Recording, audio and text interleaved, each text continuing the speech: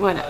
Donc nous sommes en direct du Conseil du Parti Vert européen à Madrid avec Philippe Lambert, député européen et ancien coprésident du Parti Vert. Première question, nous avons précédemment parlé en plénière des retraites et les retraites sont un sujet national, mais vous défendez qu'il est important aussi d'en parler à un niveau européen, et dans quelle mesure peut-on parler de ce sujet au niveau européen? Évidemment, on a souvent l'impression que tous les sujets de politique sociale sont des sujets de nature hautement nationale, et donc il vaut mieux n'en pas en discuter ensemble. Mais alors la question qui se pose est la suivante. L'Union européenne, de plus en plus, dans le cadre de la gouvernance économique européenne, s'intéresse à des questions de nature sociale, que ce soit le droit du travail, l'organisation du marché du travail, les pensions de retraite.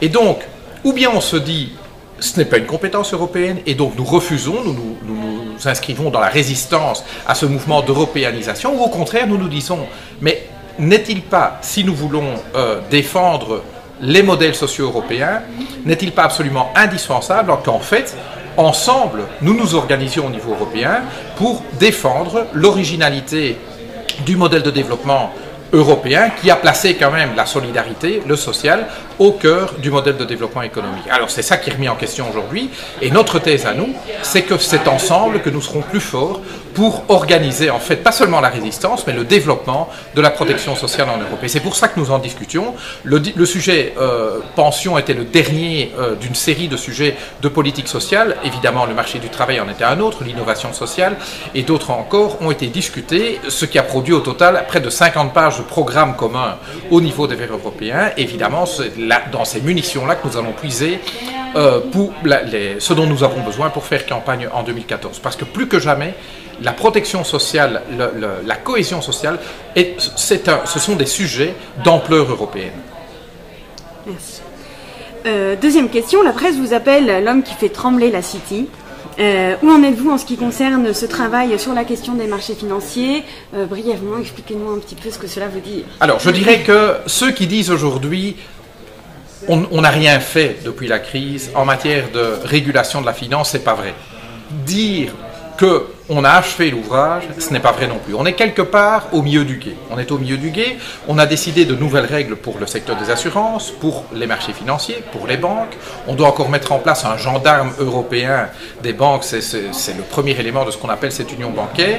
Et puis de toute façon, c'est vrai que les règles qu'on a adoptées pour les banques sont des règles qui sont encore insuffisantes. Clairement, les banques souffrent d'un surendettement bien pire d'ailleurs que celui des États, et il n'y a pas de volonté politique aujourd'hui pour les forcer à se désendetter, à recourir plus à leurs fonds propres et moins à l'endettement auprès des épargnants, auprès d'autres banques, auprès des banques centrales, etc. pour faire leurs affaires. Donc on n'est pas encore arrivé au bout du chemin. Néanmoins, je tire des événements récents qui m'ont valu donc cette qualification d'ennemi numéro 1 de la City, une source d'encouragement. Pourquoi? Parce que sur deux sujets auxquels les banques résistaient avec la dernière des énergies, à savoir la limitation des rémunérations variables, des bonus, et la transparence comptable qui oblige les banques à révéler pays par pays le profit qu'elles font, les taxes qu'elles payent, ou en réalité qu'elles ne payent pas, les subsides qu'elles reçoivent, le nombre de personnes employées, etc.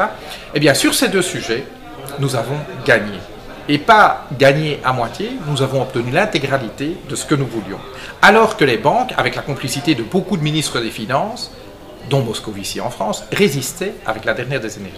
Pourquoi? Eh bien, parce que nous avons pu combiner la volonté politique dont les Verts ont été vraiment le catalyseur au sein des institutions européennes, avec la pression citoyenne. Autrement dit, il était devenu impossible pour un ministre des Finances comme Moscovici ou comme Schäuble en Allemagne de revenir devant leur électorat en disant voilà, écoutez, nous bloquons les nouvelles règles bancaires parce que nous estimons qu'il n'y en a pas assez pour les bonus des banquiers ou qu'il y a trop de transparence.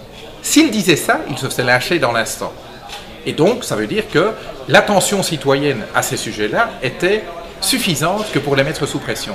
Et si justement nous n'avons pas gagné la bataille du désendettement bancaire, c'est que la pression citoyenne pour obtenir ce désendettement n'est pas encore suffisante aujourd'hui. Mais donc, pour moi, c'est un message d'espoir et non. Parce que, nous démentons ceux qui disent « la finance gouverne le monde et il n'est plus possible aux démocraties de reprendre le pouvoir ». Eh bien si, les démocraties peuvent reprendre le pouvoir. Deuxième raison d'espérer, c'est que il y a justement cette pression citoyenne qui est en train de grandir, y compris sur ces matières financières dont beaucoup disent elles sont trop complexes, elles doivent être laissées aux experts de la finance. Non, la finance est une chose trop sérieuse que pour être laissée, et trop cruciale à nos économies, que pour être laissée aux seuls financiers.